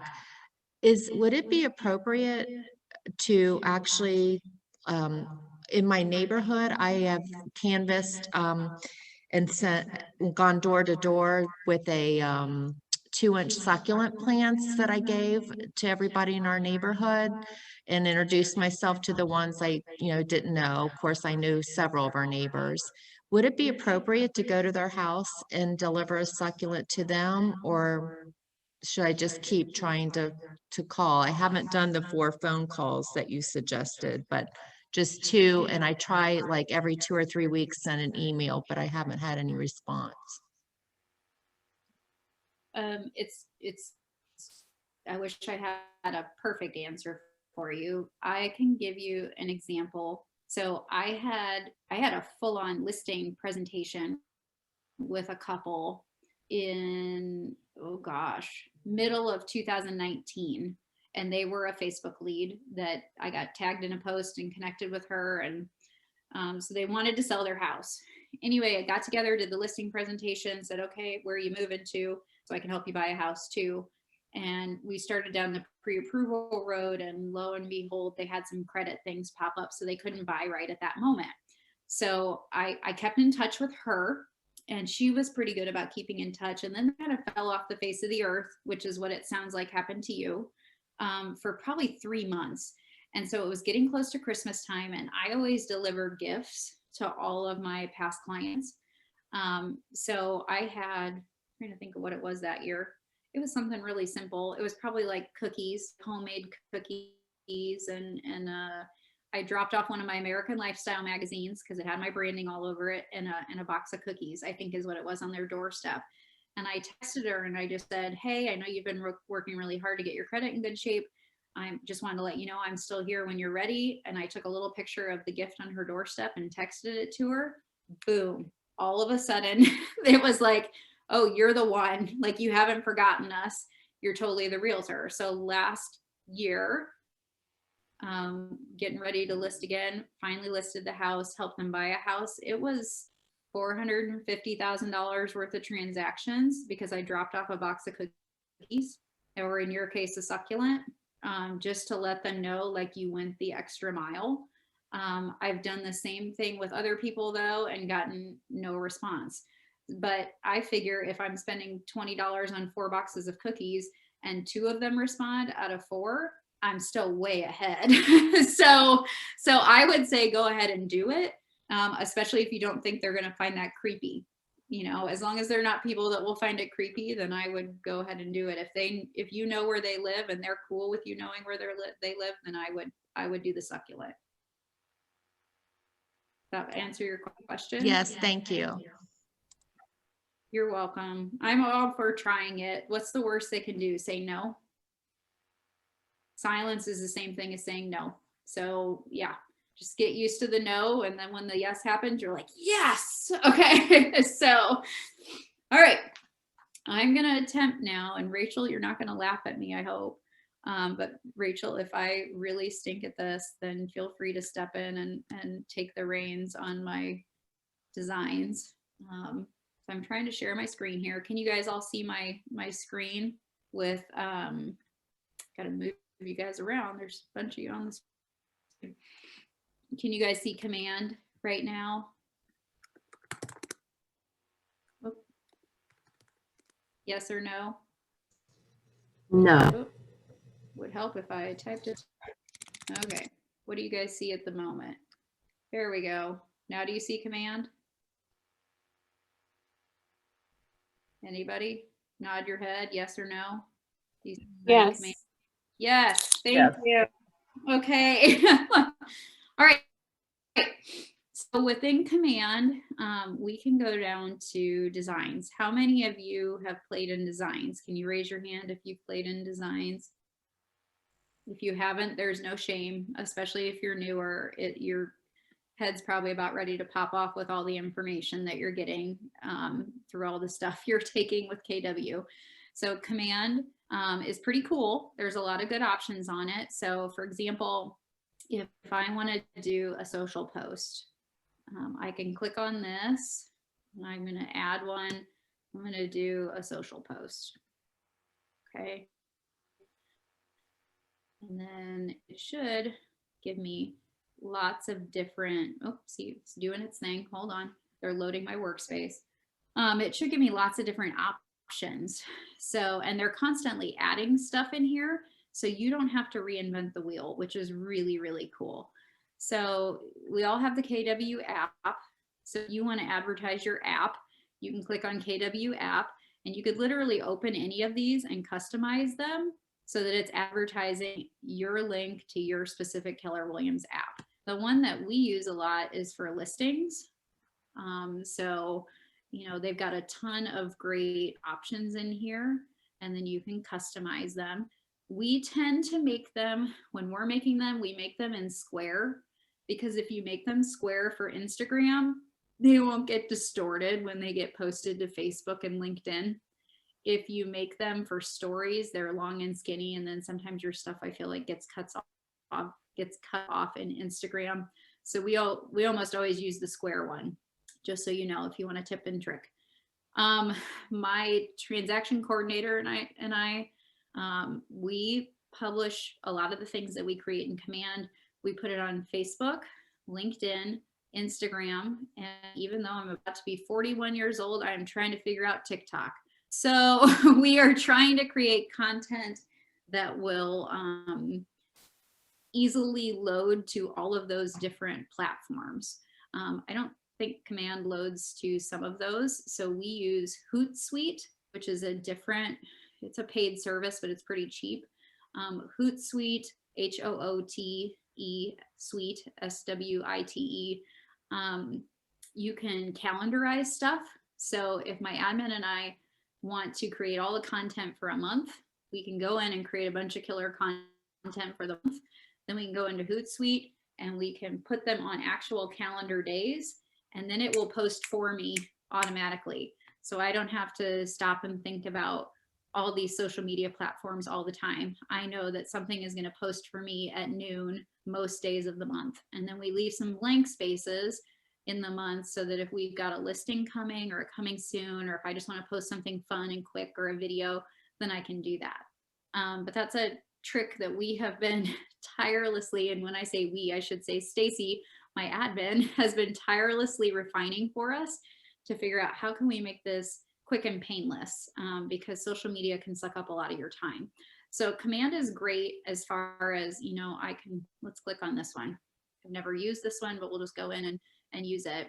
If you've not been in here, you can create postcards, you can create holiday cards, you can create door hangers for farm drops, anything you might want to do, but it is really pretty easy. So I can select this, and then I've got to see if I have some pictures in here. So it's loading my pictures. So we'll use this one. This is from a listing we had. Okay. And then I can put 1, 2, 3, and this was on Capilano Court. And then I can put in my own information. I can easily swap out and put in my company stuff. Ooh, sorry, my assets. So I can put in the Godfrey group. I always put the fair housing and the MLS stuff on here too, because I'm just a nervous deli and I like to make sure that stuff is on everything. So those get added, I guess they get added in a small discrete place, but they're there. So once all this stuff is loaded, it's very easy to modify all of these different templates that they have. I mean, you saw this.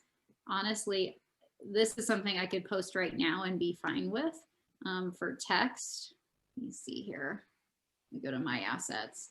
So like we've already preloaded my name, so I can put in here, for contact me for details. It can go down there really quickly. My phone number can go in there. My face, like everything's kind of preloaded so we can quickly play with stuff. But sorry, I have to move you guys so I can hit save. When I'm done, I can hit done and I can hit save.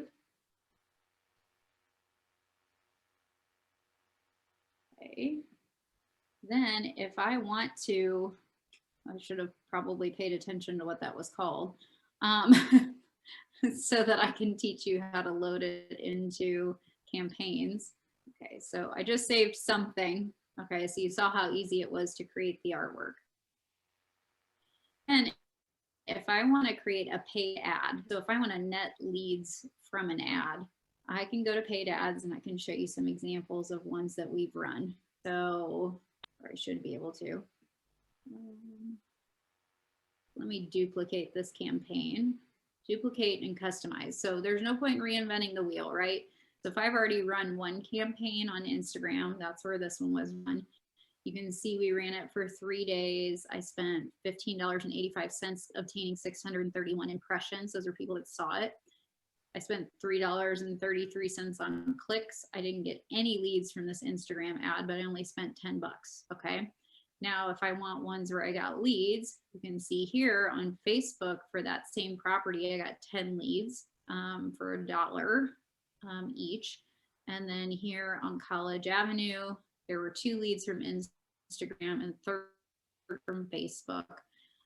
Facebook's definitely still the front runner for lead generation. Unless you get into opening price point. I am starting to see opening price point properties, Instagram starting to take off. And that's part of the reason we're trying to figure out TikTok too, because they're even younger than the Instagram people. And so they're the next wave of buyers after the millennials are done. At least that's my opinion. So it never hurts to stay ahead of that curve a little bit. But you can kind of see here, this particular ad. So if we want to know, okay, what got us 32 leads? Because that was a really good lead generator. Let's see what it was.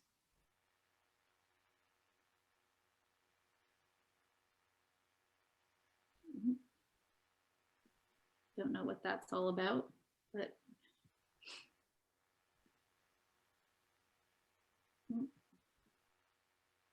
sorry guys, I'm trying to get rid of this page. No, okay. Right there. Okay, so it's processing. I don't know how long that's going to take. But you can see here, it was a really simple graphic that we created in Command. It's a just listed. And then what my admin does is for our listings, we always do 3D tours or we do video tours. So typically what she's doing is she's linking this image so that if somebody clicks on it with learn more, then they're going to give us their name and their phone number and their email, and then they're going to be directed to the video or the 3D tour. Sorry it's taken so long, guys. I don't know what to say about it, but here we go. We're adding a little description. We're always adding in a couple emojis because it's just more exciting to read when it has emojis for our buyers. If they click on learn more, so let's see, I can add text. So right now you can see that the text that we had for this particular property was fall in love with this absolutely stunning home located on a quiet cul-de-sac, boasting beautiful vaulted ceilings, large rec room, and a well-maintained backyard. This one can't be missed. Click for more info. And then we're pointing to them where to click. So they can obviously click this learn more. The headline, which is what will show up down here by the click more, is this one in Gahanna won't last long. Description, I mean, we probably could enter more of a description, but I don't think we need to because we're letting the pictures do the talking. In this day and age, more video, more pictures, less words seems to get us more hits. And then media, so we can see under media here, that's where she's loaded the picture. So if I wanted to add another picture from something that I've already created, so here's the one we just created. So I selected it. It's doing its thing. It's pulling on over.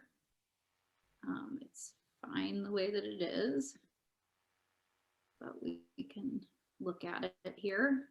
I'm sorry, I don't work in Command all day long. It's been a bit, but you can see that we can kind of crop how much of it we want to be seen depending on what it is we're putting out there, which I don't know why it's at a wide angle.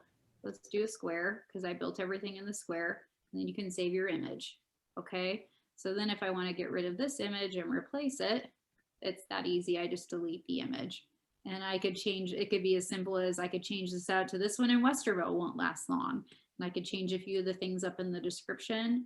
At that point, we go to the Facebook ad section. I don't know why my accounts are not connected currently. That's kind of weird. But for the call to action button, that's where it says learn more on ours. We could change it. It could say sign up, contact us, apply now. It could say a bunch of different things. And then the destination URL. So that's where we're plugging in.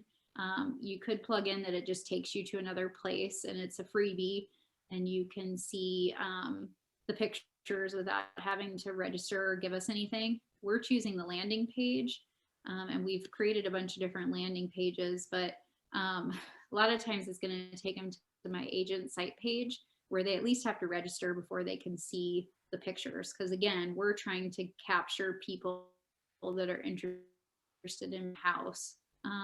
Targeting. So we're pretty limited on what we can target without discriminating.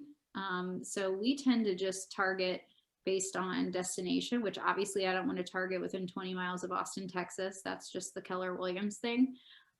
So if I wanted to target, I can target a custom audience, which I rarely do. I could target my database, which if I wanted to send them something special, I guess I could. But usually doing 20-mile radius of, and then I'm searching. So in this case, it would be, let me see if it'll do Westerville, Ohio.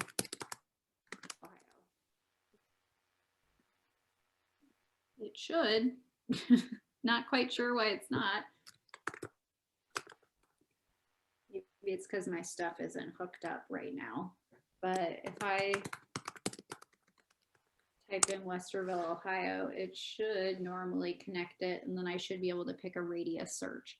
Now, I had some land listed, it's in contract now, but I had some land listed that would have been awesome for this. So, you know, maybe I want to go in here and I want to type in some specific areas of interest. So I don't know if these are even options yet. We'll see. Nope, getting too specific. But I could think to myself, okay, people who are into horses might also be into agriculture. And there's like a million different ways that you could sort by people down here, and try to target people as best as you can. It just gets tricky. So that's usually why I target with radius instead of targeting with interests, because you wouldn't want to miss somebody. So that's that. And then down here, I can quickly set my duration of budget. So if I want the budget to be $30, and I can tell them how many days I want that to span out over. So if I want it to run March 25th through April 4th, over 10 days, that means it's going to be $3 a day. I can always go in and add more money. I can rerun the campaign. So if you want to run a generic campaign that's really just to net listings, for example, then you can do that. So, you know, it's a great tool. Part of the reason I switched from a mom and pop brokerage was because I could see the potential that Command had. And I know it has quirks and it's not always perfect, but it is light years ahead of what some people have, which is nothing. The other awesome thing about Command is being able to touch your database so quickly and publish things and send cards out. We sent a little Happy St. Patrick's Day card out in about 30 seconds from one of the existing templates that was there. Sorry, I'm just going to stop sharing my screen. Just because it was another touch, we could send to our clients really fast. So as far as tools go, it's not perfect. No tool is perfect, but it's really, really, really just a good option to use when you're in a hurry and you want to get something professional and polished out there. It's very easy to use, in my opinion.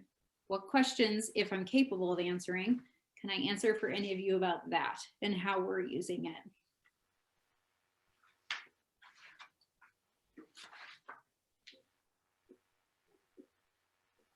Good job making a holiday card, Diana. Nice. Okay. All right, so real quickly here, because we only have about 5 minutes to wrap up. First of all, thanks for coming, but it wouldn't be a good class if I didn't at least ask you to stop and contemplate for a moment. How are you going to utilize what you've learned in today's class, which hopefully you've got some ideas from today's class and you can take them, scale them for your business, use them with your friends. All of that obviously starts with your contacts. So I'm going to say this, COVID was a hard year to add contacts to my database. So one of my goals this year is to get in there and get adding more and more and more contacts to my database. I have already told my transaction coordinator when she gets licensed, the expectation is that week 1, she's got 100 people she knows that she is putting into her database that we can start immediately having conversations and contact with. So how are you guys Have you been taught on how to add your contacts to your database so that you can start sending them things using command as one of your tools? Anybody putting contacts in the database? Anybody? I hope all of you are. Sorry, who is that? Courtney. At this point, I have most of the contacts that are in my phone in my database. It took me quite some time to get them in though, because I come from the service industry and I saved everyone's last name as where I worked with them at or where I knew them from. So it was a lot of like bouncing back between social media and stuff and correcting everything. But I have pretty much my command to update it with that. It is labor intensive. Even when so coming from a mom and pop brokerage before I came here, everything was in an Excel spreadsheet if I was lucky, or it was in my phone. And so I totally understand you. And what I tell people is it'll probably take you 10 minutes per contact to do a really good job of entering them, because you want first and last name, you want their phone number, you want their email address, you want Facebook, Instagram, LinkedIn, Twitter if they've got it and you use it. I don't use Twitter, sorry. But you want as much of that stuff in there as you can get. And then if you can get even more details, like if you know their spouse's name, if you know their address, it just makes sense to put it in up front versus backtracking and trying to do it later. But yeah, it takes time, energy, and effort. I will say though that for every 100 contacts you have, you should be able to get 10 transactions out of those 100 contacts if you're keeping in touch with them correctly. And that's why it's so important that you're putting all the good information in you can about them, because they may not ever answer an email or even open an email, but they may love getting text from you. They may not ever pick up the phone, but they may be email people. So the more methods of contact you have for them, the better, because you know my love language is email and text. My husband hates the phone. His is only text. He never checks his email. So each person has their different ways they like to be contacted. You just have to find which one works. So have it all in there. Conversations a day. They are recommending that you're adding 10 contacts a day and that you're having 10 conversations a day. That is a lot of conversations to have, but try your best to talk to people. And it may or may not always lead to real estate, but the more you're talking to people, the easier it will get to have those conversations. And this one, 10 handwritten notes. I did this for a while. I actually send out something called letters from the heart. A lender told me about this. So periodically I will send out a letter from the heart. It is literally, because I like writing, it is a story that usually has nothing at all to do with real estate. It is a personal story. So for example, I wrote one story about how my husband and I went on a trip and we encountered a bear and it was terrifying. Okay. And then at the bottom, I just relate it back to life. Like, what are you what's terrified you or stopped you in your tracks or whatever, you know, and kind of relate it back to life and how I'd love to hear their stories. And then at the bottom in the PS, it just says, you know, I'm still here, still your realtor. If there's something that's stopping you in your tracks, whether it be real estate related or not, I'd love to hear about it. It's a personal touch and connection. So those are kind of a handwritten note that I do. And then home previews. This is kind of cool. I never thought about it before. If you don't have clients right now, then you don't know what's out there. So take an afternoon, schedule 5 or 10 houses for yourself and just go see houses in the areas where you want to be working. The more houses you see, the more likely you are to be perceived as an expert. So if you have no business at the moment, you go out, you look at those houses, and then when you do have business, you can actually say to your client, I toured that, showed that, I saw that, here's why that house was better than this house, or that house was a lesser house than this one. Because they will come up in your comps, and then you at least know what it was like. Okay. So work through those things and try your best to do those things. And I'm not going to make it through the rest of this. There's lots of role playing and script practice and everything else, but I hope you guys found some value in today's class. It was good to teach it. I'm not a teacher, obviously, but I hope you got something from it. If I can answer any questions for you, you can always email me. It's Alecia Godfrey at KW.